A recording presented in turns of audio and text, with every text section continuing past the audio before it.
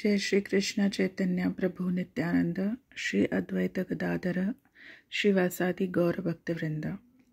हरे कृष्ण कृष्ण कृष्ण हरे हरे, हरे राम राम राम हरे हरे। श्रील प्रभुपाद की जय।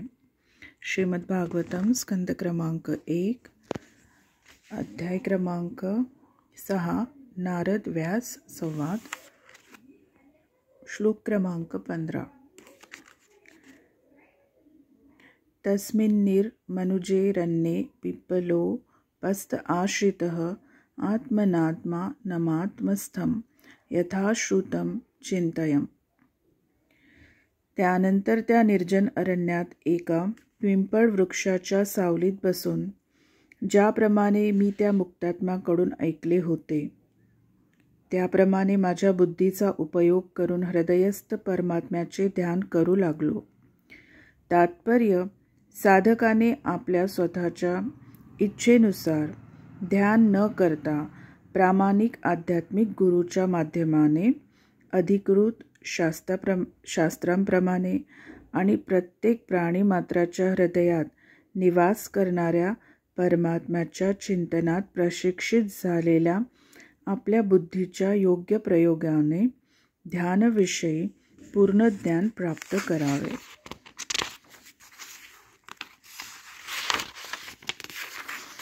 ही चेतना आध्यात्मिक गुरूच्या आज्ञापालनाद्वारे ज्याने भगवंतांची प्रेममय सेवा केली आहे अशा भक्तांमध्ये दृढतेने विकसित होते। श्री नारदांनी प्रामाणिक गुरूंशी संपर्क साधला होता, त्यांची निष्ठापूर्वक सेवा केली होती आणि त्यांच्याकडून योग्य दृष्टी प्राप्त केली होती। श्लोक क्रमांक 16। ध्यायतश्चरणाम्भोजं भावनिर्जितचेतसा औत्कण्ठ्याशु कलाक्षस्य हृदासिन्मे शनैर्हरि। जेव्हा दिव्य प्रेमात मन एकरूप करून मी भगवंतांच्या चरणकमळांचे ध्यान करू लागलो तेव्हा माझ्या नेत्रांतून अश्रू वाहू लागले आणि तत्काळ भगवान श्रीकृष्ण माझ्या हृदयकमळात प्रकट झाले। तात्पर्य, येथे भाव शब्द महत्त्वाचा आहे। भगवंतांविषयी दिव्य आसक्ती प्राप्त झाल्यावर भावस्थिती प्राप्त केली जाऊ शकते। श्रद्धा किंवा भगवंताविषयी आवड असणे ही प्रारंभिक अवस्था आहे आणि अशी आवड वाढविण्यासाठी भगवंतांच्या शुद्ध भक्तांची संगत करावी लागते। तिसऱ्या अवस्थेत भक्तिविषयक प्रदिष्ट विधी नियमांचा अभ्यास करावा लागतो। यामुळे सर्व प्रकारचे अनर्थ दूर होतात, तसेच भक्तीतील प्रगतीस अडथळा आणणाऱ्या सर्व त्रुटी अनर्थ दूर होतात। जेव्हा अशा प्रकारे शंकांचे निराकरण होते आणि स्वतःच्या त्रुटी दूर होतात तेव्हा दिव्य वस्तूत प्रामाणिक निष्ठा निर्माण होते आणि त्यांच्याविषयीची आवड अधिकाधिक वाढत जाते। यातून आकर्षण निर्माण होते आणि त्यानंतर भगवंतांच्या विशुद्ध प्रेमाच्या पूर्वीची भाव अवस्था प्राप्त होते। या सर्व वेगवेगळ्या अवस्था दिव्य प्रेमाच्या विकासातील भिन्न भिन्न अवस्था आहेत। अशा प्रकारे पुढे दिव्य प्रेम उदित झाल्यावर विरहाची भावना निर्माण होते। ज्या योगे 8 प्रकारच्या भावांची उत्पत्ती होते। भगवत भक्ताच्या नेत्रातून अश्रू येणे ही स्वाभाविक प्रतिक्रिया आहे। नारदांनी पूर्वजन्मात गृहत्याग केल्यावर तत्काळ ही अवस्था प्राप्त केलेली होती आणि त्यामुळे त्यांना भगवंतांचे प्रत्यक्ष दर्शन होणे स्वाभाविकच होते। भौतिकतेची यत्किंचित देखील छटा नसलेल्या त्यांच्या विकसित दिव्य इंद्रियांनी असा अनुभव घेणे सहज शक्य झाले। श्लोक क्रमांक 17। प्रेमाती भरनिर्भिन्न पुलकांगो ती निवृत्तः आनंद संप्लवे लीनो नापश्यमु भयं मुने। हे व्यासदेव, त्यावेळी प्रेमातिरेकामुळे माझ्या शरीराचे अंग प्रत्यंग पुलकित होऊन गेले. आनंद सागरात लीन झाल्या कारणाने मी स्वतःलाही आणि भगवंतांनाही पाहू शकलो नाही. तात्पर्य: आध्यात्मिक सुखाच्या आणि आनंदाच्या अनुभूतीची भौतिक जगतात तुलनाच होत नाही. त्यामुळे अशा अनुभूतींना व्यक्त करणे अतिशय कठीण असते. नारद मुनींच्या अनुभवाप्रमाणे अशा आनंदाची एक आंशिक छटा आपल्याला मिळू शकते. शरीराच्या प्रत्येक भागाचे किंवा इंद्रियाचे एक विशिष्ट कार्य असते. भगवंतांचे दर्शन झाल्यानंतर सर्व इंद्रिये पूर्णपणे भगवंतांची सेवा करण्यास आतुर होतात, कारण मुक्तावस्थेत सर्व इंद्रिये भगवंतांच्या सेवेसाठी पूर्णपणे सक्षम असतात. अशा रीतीने त्या दिव्य आनंदाच्या अवस्थेत नारद मुनींची सर्व इंद्रिये स्वतंत्र रूपाने भगवंतांची सेवा करण्यासाठी उत्कंठित झाली. त्यामुळे नारदांचे अंग प्रत्यंग पुलकित झाल्याने ते स्वतःला आणि भगवंतांना पाहू शकले नाहीत. श्लोक क्रमांक 18. रूपं भगवतो यत्तन्मनः कांतं शुचापहम् अपश्यन्न सहसोत्तस्थे वैकल्य व्यादुर्मना इव. भगवंतांचे दिव्य रूप मनाच्या यथावत इच्छा पूर्ण करणारे आणि सर्व मानसिक विषमता दूर करणारे आहे. म्हणून जेव्हा ते रूप नाहीसे झाले तेव्हा मी इच्छित वस्तू गमविलेल्या विमनस्क मनुष्याप्रमाणे व्याकुळ होऊन उठून उभा राहिलो. तात्पर्य: भगवंत निराकार नसल्याचे नारद मुनींनी अनुभविले आहे. आपल्या भौतिक अनुभवातील रूपाहून त्यांचे रूप सर्वथा भिन्न आहे. संपूर्ण जीवनाच्या कालावधीत या भौतिक जगातील अनेक रूपे आपल्या पाहण्यात येतात, परंतु त्यातील एकामुळेही मनाची तृप्ती होत नाही, तसेच मनाची अशांती दूर होऊ शकत नाही. ही भगवंतांच्या दिव्य रूपाची विशेष वैशिष्ट्ये आहेत. ज्याने ते रूप एकदा पाहिले आहे तो इतर कशानेही संतुष्ट होत नाही. त्याला भौतिक जगातील कोणतेही रूप संतुष्ट करू शकत नाही. भगवंत अरूप आहेत किंवा निराकार आहेत याचा अर्थ असा की त्यांचे रूप भौतिक नसून सच्चिदानंदमय आहे. दिव्य स्वरूपी आत्मा या रूपाने आपला भगवंतांच्या दिव्य रूपाशी शाश्वत संबंध असल्याने आपण जन्मोजन्मी त्या रूपाच्या शोधात आहोत आणि या भौतिक जगातील कोणत्याही इतर रूपाने आपले समाधान होऊ शकत नाही. नारद मुनींना याचा प्रत्यय आला, परंतु पुन्हा ते रूप न दिसल्यामुळे वैफल्यग्रस्त होऊन ते त्याच्या शोधासाठी तत्काळ उठून उभे राहिले. जन्मोजन्मी ज्याची इच्छा आपण करतो ते नारद मुनींना प्राप्त झाले होते आणि त्याचे अदर्शन म्हणजे निश्चितच त्यांना एक मोठा धक्का होता. श्लोक क्रमांक 19. दिद्रक्षुस्तदहं भूयः प्रणिधाय मनोव्रती वीक्षमानोऽपि नापश्यं वितृप्त इवातुर. मी भगवंतांचे ते दिव्य रूप पुन्हा पाहू इच्छित होतो.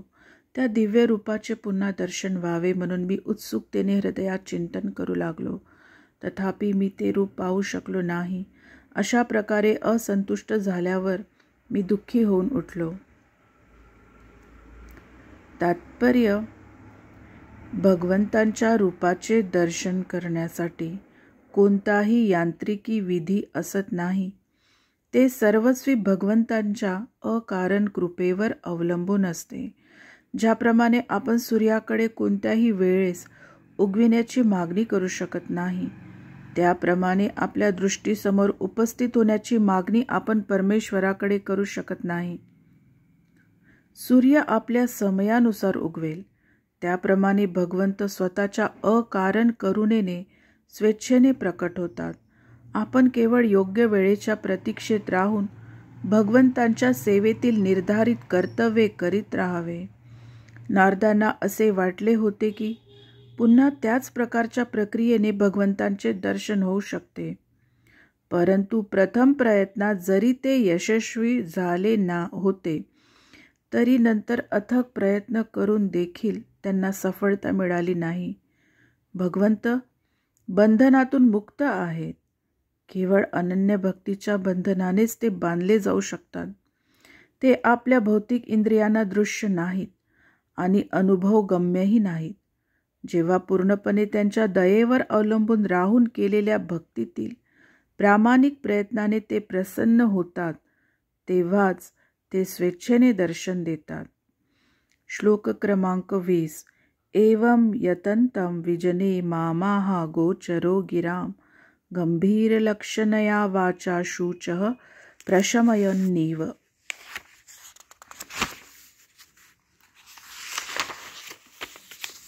त्या एकांतस्थळी माझे प्रयत्न पाहून वर्णनातील भगवंत माझा शोक दूर करीत अत्यंत गंभीर आणि सुखद वाणीने बोलले. तात्पर्य: वेदामध्ये असे सांगितले आहे की भगवंत लौकिक शब्द आणि ज्ञानाच्या पलीकडे आहेत. असे असूनही त्यांच्याच अकारण कृपेने त्यांच्याविषयी श्रवण करण्यासाठी अथवा त्यांच्याशी बोलण्यासाठी आपल्याला उपयुक्त इंद्रिये प्राप्त होतात. ही त्यांची अचिंत्य शक्ती आहे. ज्याच्यावर त्यांची कृपा झाली तो त्यांची वाणी श्रवण करू शकतो. नारद मुनीवर भगवंत अतिशय प्रसन्न झाले होते, म्हणून त्यांची वाणी श्रवण करण्यासाठी आवश्यक असलेली शक्ती त्यांना प्राप्त होऊ शकली. तथापि इतरांना वैधी भक्तीच्या साधन काळात भगवंतांचा असा संपर्क अनुभवणे शक्य होत नाही. नारदांसाठी हे एक वरदानच होते. जेव्हा त्यांनी भगवंतांची सुखद वाणी ऐकली, तेव्हा त्याची विरह व्यथा काहीशी कमी झाली. भगवंतांच्या प्रेमी भक्ताला विरहाचा अनुभव नेहमीच होत असतो आणि म्हणून तो दिव्यानंदात निमग्न झालेला असतो. श्लोक क्रमांक 21. हंतास्मिन् जन्मनि भवान् मां द्रष्टुमिहार्हति अविपक्व कषायानां दुर्दशोऽहं कुयोगिनां. हे नारद, खेद आहे की तू या जीवनकाळात मला पाहू शकणार नाहीस. जे सेवेत अपूर्ण आहेत आणि जे भौतिक दूषणांतून सर्वथा मुक्त झालेले नाहीत, ते क्वचितच मला पाहू शकतात. तात्पर्य: भगवद्गीतेत भगवंतांचे परमशुद्ध निरपेक्ष सत्य असे वर्णन केलेले आहे. त्यांच्यात भौतिकतेचा यत्किंचितही लेश नाही. म्हणून मनुष्याला ऐहिकतेत लेश मात्रही आवड असल्यास तो त्यांच्यापर्यंत पोहोचू शकत नाही. निदान रजोगुण आणि तमोगुण या 2 प्रकारच्या भौतिक गुणातून मुक्त झाल्यानंतर पुढे भक्तीचा प्रारंभ होत असतो. काम व लोभ यापासून मुक्त झाल्याच्या लक्षणाद्वारे हा परिणाम दिसून येतो. अर्थ असा की मनुष्य इंद्रिय सुखाच्या इच्छांपासून मुक्त असला पाहिजे आणि इंद्रिय तृप्तीच्या बाबतीत संयमी असला पाहिजे. सत्व हा गुण प्रकृतीचा समतोल गुण आहे आणि भौतिकतेचा लेशमात्रही स्पर्श नसणे म्हणजे सत्वगुणातूनही मुक्त होणे होय. एखाद्या निर्जन वनात भगवंतांचा शोध घेणे ही सत्वगुणी क्रिया समजली जाते. मनुष्य आध्यात्मिक सिद्धीसाठी वनात जाऊ शकतो, परंतु तेथे त्याला भगवंतांचे साक्षात दर्शन होईलच असे म्हणता येत नाही. त्याने सर्व प्रकारच्या भौतिक आसक्तीपासून मुक्त असले पाहिजे आणि दिव्यत्वाच्या स्तरावर स्थित असले पाहिजे. हेच केवळ भगवंतांशी वैयक्तिक संपर्क होण्यासाठी भक्ताला सहाय्य करेल. वस्तुतः जेथे भगवंतांच्या दिव्य विग्रहाची उपासना होत असते, अशा स्थानात निवास करणे हा सर्वोत्तम मार्ग आहे. भगवंतांचे मंदिर दिव्य स्थान आहे, तर वन हे भौतिकदृष्ट्या चांगले वसतिस्थान आहे. नवागत भक्तांना भगवंतांच्या विग्रहाची अर्चना करण्याचा आदेश दिला जातो. भगवंतांचा शोध घेण्यासाठी नेहमीच वनात जाण्याविषयी सांगितले जात नाही. अर्चनेच्या विधीने भक्तीचा प्रारंभ होतो. वनात जाण्यापेक्षा हे उत्तम आहे. नारद मुनींना त्यांच्या वर्तमान जीवनात वनात जाण्याची आवश्यकता नाही, कारण ते भौतिक वासनांपासून पूर्णपणे मुक्त आहेत. ते आपल्या उपस्थितीने प्रत्येक स्थानाला वैकुंठात परिणत करतात. ते मानव, देवता, किन्नर, गंधर्व, ऋषी, मुनी आणि इतर सर्वांना भगवंतांची शुद्ध भक्ती प्रदान करीत असतात. त्यांच्या अशा कार्यातून त्यांनी प्रल्हाद महाराज, ध्रुव महाराज असे आणि त्यांच्यासारखे कित्येक जण भगवंतांच्या दिव्य सेवेत संलग्न केले आहेत. म्हणूनच भगवंतांच्या शुद्ध भक्त नारद मुनी आणि प्रल्हाद यांच्यासारख्या महान भक्तांच्या चरणचिन्हांचे अनुगमन करतो आणि संकीर्तनाद्वारे भगवंतांचे यशोगान करण्यात आपला संपूर्ण वेळ व्यतीत करतो. अशी प्रचार पद्धत सर्व भौतिक गुणातून मुक्त आहे. श्लोक क्रमांक 22. सकृदयद्दर्शितं रूपमेतत् कामाय तेन ग मत्कामः शनकेः साधू सर्वान् मुञ्चति ह्रच्चयान्. हे निष्पाप, तू केवळ एकदाच माझे व्यक्तिशः दर्शन केलेले आहे आणि तुझी माझ्याविषयीची इच्छा अधिक उत्कट व्हावी यासाठीच तुला असे दर्शन प्राप्त झाले. माझ्यासाठी जितका तू अधिक उत्कंठित होशील तितका भौतिक इच्छांपासून मुक्त होशील. तात्पर्य, जीव इच्छारहित असू शकत नाही, कारण तो निर्जीव दगडाप्रमाणे नाही. त्याला कर्तव्ये आहेत, विचार, अनुभव, इच्छा आहेत. जेव्हा तो भौतिक दृष्टीने विचार करतो, अनुभव घेतो आणि इच्छा करतो तेव्हा भौतिक बंधनात फसतो. उलट जेव्हा तो भगवंतांच्या सेवेचा विचार करतो, अनुभवतो, इच्छा करतो तेव्हा तो क्रमशः सर्व प्रकारच्या बंधनातून मुक्त होतो. भगवंतांच्या दिव्य प्रेममय सेवेत भक्त जितका अधिक रममान होतो तितकी अधिक उत्कंठा तो प्राप्त करतो. हा दैवी सेवेचा दिव्य स्वभाव आहे. भौतिक सेवेत तृप्ती आहे, परंतु भगवंतांच्या आध्यात्मिक सेवेत परितृप्ती नाही आणि तिला अंतही नाही. भगवंतांच्या प्रेममय दिव्य सेवेची उत्कंठा कितीही वाढत गेली तरी तिची परितृप्ती अथवा अंत आढळणार नाही. भगवंतांच्या उत्कट सेवेने भगवंतांच्या उपस्थितीचा दिव्य अनुभव येतो. म्हणून भगवत दर्शन करणे म्हणजे त्यांच्या सेवेत संलग्न राहणे होय, कारण त्यांची सेवा आणि स्वतः ते एकरूप आहेत. निष्ठावान भक्ताने आपली भगवत सेवा निष्ठेने चालूच ठेवावे.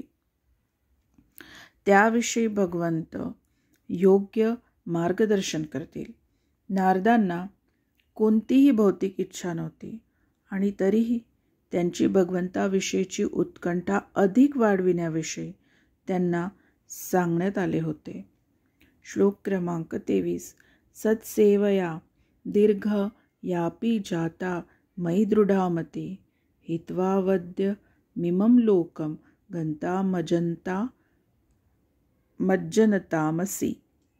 भक्त परमसत्याच्या सेवेने काही काळातच भक्तीत दृढ होतो आणि त्याची बुद्धी माझ्या ठायी स्थिर होते. फलतः या शोचनीय जगाचा त्याग केल्यानंतर तो दिव्य लोकात माझे साहचर्य प्राप्त करतो. तात्पर्य, परमसत्याची सेवा करणे म्हणजे प्रामाणिक आध्यात्मिक गुरूच्या मार्गदर्शनाखाली पूर्ण पुरुषोत्तम भगवंतांची सेवा करणे होय. असे श्री गुरु साधक भक्त आणि भगवंत यांच्यामधील दिव्य पारदर्शक माध्यम आहे. प्राथमिक स्तरावरील भक्ताजवळ आपल्या वर्तमान भौतिक इंद्रियांच्या शक्तीने भगवंतांकडे जाण्याची पात्रता नसते आणि म्हणून आध्यात्मिक गुरूच्या मार्गदर्शनाखाली भगवंतांच्या दिव्य सेवेत त्याला प्रशिक्षित करण्यात येते. अशा प्रशिक्षणाने अल्पावधीतच तो दिव्य सेवेचे ज्ञान प्राप्त करतो. क्रमाक्रमाने प्रगत होऊन तो शेवटी या भौतिक जगातील चिरकाळचे वास्तव्य संपवितो आणि त्याला दिव्य जगात भगवंतांच्या राज्यात भगवंतांच्या मुक्तजनामध्ये समाविष्ट होण्याची संधी दिली जाते. श्लोक क्रमांक 24. मतिर्मयी निबद्धेयं न विपद्येत करहिचित प्रजासर्ग निरोधेपि स्मृतिश्च मदनुग्रहात. माझ्या भक्तीत अनुरक्त असलेली बुद्धी कधीही विफल होणार नाही. जीवसृष्टीच्या वेळी आणि सहाराच्या वेळी माझ्या अनुग्रहाने तुझी स्मृती अखंड राहील. तात्पर्य, भगवंतांची केलेली सेवा कधीही विफल जात नाही. भगवंत शाश्वत आहेत, म्हणून त्यांच्या सेवेत नियुक्त केलेली बुद्धी किंवा त्यांच्या संबंधी केलेले कार्य हे देखील नित्यच आहे. भगवद्गीतेत म्हटले आहे की भगवंतांची जन्मोजन्मी केलेली दिव्य सेवा संचित केली जाते आणि जेव्हा भक्त पूर्णत्व प्राप्त करतो तेव्हा त्या भक्तीच्या एकूण शक्तीने त्याला भगवंतांच्या सानिध्यात प्रवेश मिळतो. भगवंतांच्या सेवेचा संचय कधीच नष्ट होत नाही, तर तो पूर्णत्व प्राप्त होईपर्यंत वाढतच राहतो. श्लोक क्रमांक 25.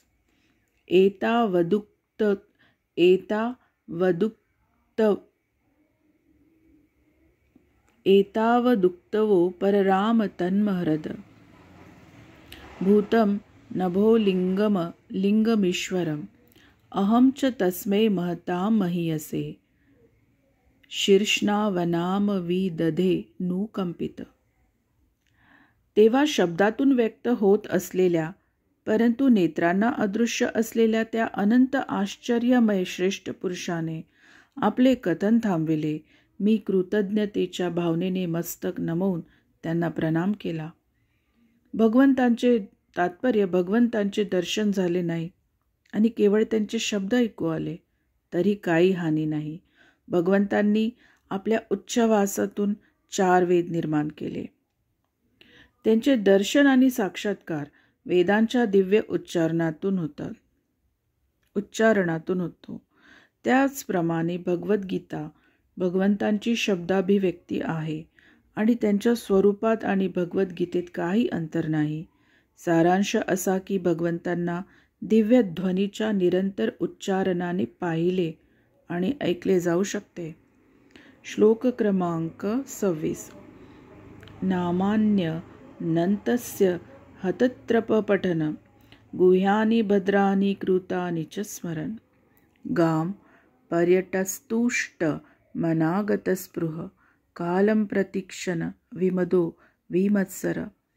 अशा प्रकारे भौतिक जगाच्या औपचारिकतांपासून मुक्त होऊन मी भगवंतांच्या दिव्य नामाचे आणि यशाचे कीर्तन करू लागलो. त्यांच्या कल्याणकारी रहस्यपूर्ण दिव्य चरित्रांचे कीर्तन आणि स्मरण करीत मी पूर्णपणे संतुष्ट झालो. भौतिक इच्छातून पूर्णपणे मुक्त झालो. गर्वरहित, ईर्ष्यारहित झालो आणि काळाची प्रतीक्षा करीत पृथ्वीवर भ्रमण करू लागलो. तात्पर्य, भगवंतांच्या निष्ठावंत भक्ताचे जीवन या प्रकारे नारद मुनींच्या द्वारे स्वतःच्या उदाहरणाने संक्षेपात वर्णन करण्यात आले आहे. असा भक्त भगवंत अथवा त्यांच्या अधिकृत प्रतिनिधीकडून दिव्य ज्ञानात दीक्षित झाल्यानंतर भगवंतांच्या महात्म्याचे संकीर्तन अतिशय गंभीरतेने करू लागतो आणि जगभर भ्रमण करतो.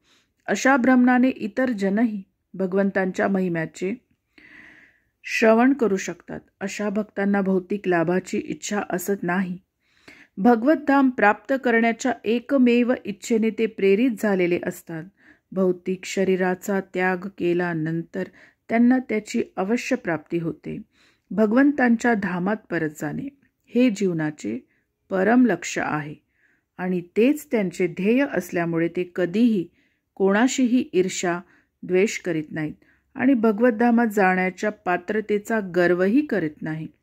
त्यांचा केवळ एकच व्यवसाय असतो, भगवंतांच्या नामाचे, यशाचे, लीलांचे कीर्तन, स्मरण आणि कोणत्याही भौतिक लाभाच्या हेतूविना जनकल्याणार्थ भगवत संदेशाचे वितरण. श्रील प्रभुपाद की जय. हरे कृष्णा कृष्ण कृष्ण हरे हरे, हरे राम राम राम हरे हरे.